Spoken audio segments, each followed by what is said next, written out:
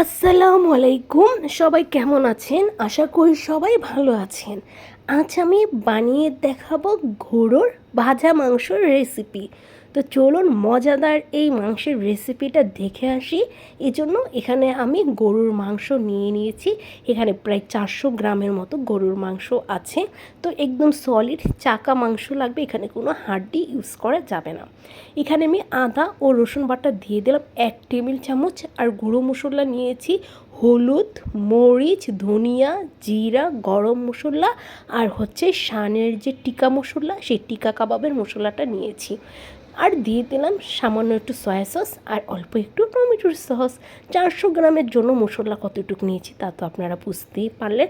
সবগুলো আমি 1 টেবিল চামচের মতো করে নিয়েছি, জাস্ট টিকা মশলাটা একটু বেশি নিয়েছি। এখন খুব ভালোভাবে এটাকে মেখে ম্যারিনেট করে রেখে দেবে কমপক্ষে 2 ঘন্টার জন্য। 2 ঘন্টা পরে এখন মাংসগুলোকে আমি সম্পূর্ণ এই কড়াইটার ভিতরে আমি দিয়ে দেবো। কোনো রকম কিন্তু আমি তেল ইউজ করি নাই, তা তো আপনারা দেখতেই পেয়েছেন। এখানেও কিন্তু আমি কোনো রকম এখন তেল দিব না, জাস্ট সম্পূর্ণ মশলা সহকারে হচ্ছে মাংসটা দিয়ে দিলাম। আর যে ভুলটাতে ম্যারিনেট করেছিলাম সেটা ধুয়ে এই যে অল্প একটু পানি দিয়ে দিলাম। এখন চুলাটা অন করে দিয়েছি।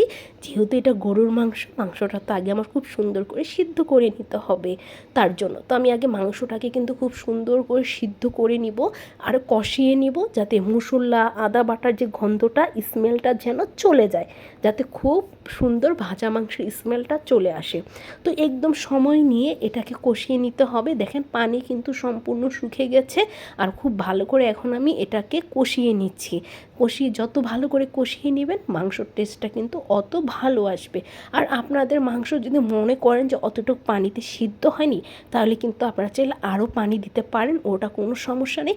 জাস্ট পানিটা এরকম করে শুকিয়ে নিলেই হবে। আপনারা যতটুকু খুশি ততটুকু সিদ্ধ করার জন্য পানি না, কিন্তু পুরোপুরি মাংসটা কিন্তু সিদ্ধ হয়ে যেতে হবে, কোনো রকম কিন্তু সিদ্ধ ছাড়া রাখা যাবে না। তো যখন পুরোপুরি সিদ্ধ হয়ে গেল তখন আমি দিয়ে দিলাম সয়াবিন তেল। এখন তেলের উপরে মাংসটা খুব সুন্দর করে মচমচা করে ভেজে নেব, কারণ মাংস কিন্তু আমার পুরোপুরি সিদ্ধ, জাস্ট তেলটা দিয়ে ভাজার জন্য মাংসটা খুব সুন্দর উপরটা ক্রিস্পি হবে আর ভেতরেরটা কিন্তু একদম সফটে থাকবে। আর যদি প্রথমে আপনারা মাংসটাতে তেল দিয়ে ভেজে নিতেন তাহলে কিন্তু মাংসটা খুব শক্ত হয়ে যেত, চাবালে হচ্ছে আপনাদের কাছে খুব বেশি খেতে পারতেন না। আর এখন হচ্ছে এই মাংসটা আপনারা মুড়ির সাথে এত টেস্ট, বা গরম সাদা ভাতের সাথে অনেক মজা করে আপনারা এই তেলটা দিয়েই খেতে পারবেন।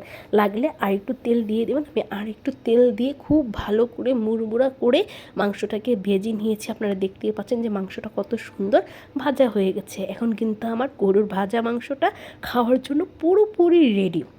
আপনারা এটা কিন্তু কোরবানিতে টাটকা যখন গরুটা জবা দেবে সাথে সাথেই মাংসটা ভেজে খেয়ে দেখবেন, ওই মাংসের টেস্ট আরও বেশি মজা লাগে। আল্লাহ হাফেজ।